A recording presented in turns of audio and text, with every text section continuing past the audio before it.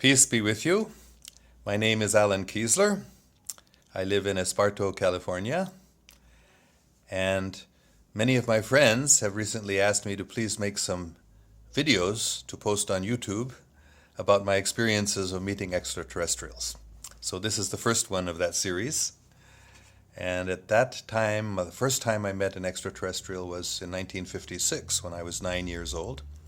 At that time, my father was teaching at Drew University in Madison, New Jersey, and I went to the nearby Green Village Road School.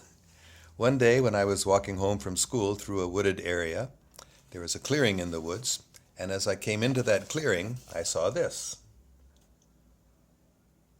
Yes, there was a flying saucer, just like that, standing right in the middle of this clearing, and there was a stairway going up to it. It was on stilts. It was a metallic color. It had portholes and a doorway, and right in the middle of the doorway was a woman. She was obviously the captain of that ship, and she was beckoning me like this. Her arms were out, and she was beckoning to me to come up. So I climbed up the stairs, and she embraced me very, very lovingly, and I felt this is my real mother, because she was so kind and spoke so sweetly and lovingly to me. Actually, when I got home from school, from this experience, I told my mother, "You're not my mother. You're not my real mother." And she was astonished and upset. How could I be saying this, little 9-year-old boy? She said, "No, of course I'm your mother."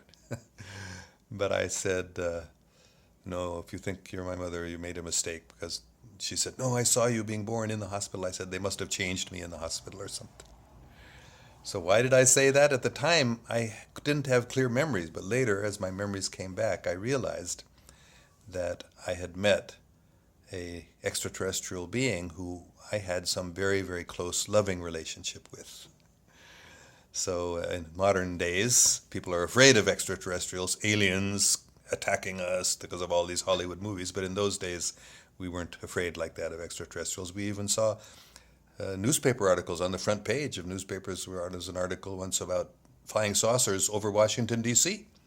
with a photograph. And in other reports, there were many, many stories of flying saucers being able to see them. So I wasn't afraid at all. I actually had a very wonderful experience. So I don't think of so-called aliens as aliens. I think of them as our space relatives, brothers and sisters. Thank you very much, and I look forward to being able to tell you about some of my other experiences again in the near future. May God protect us all.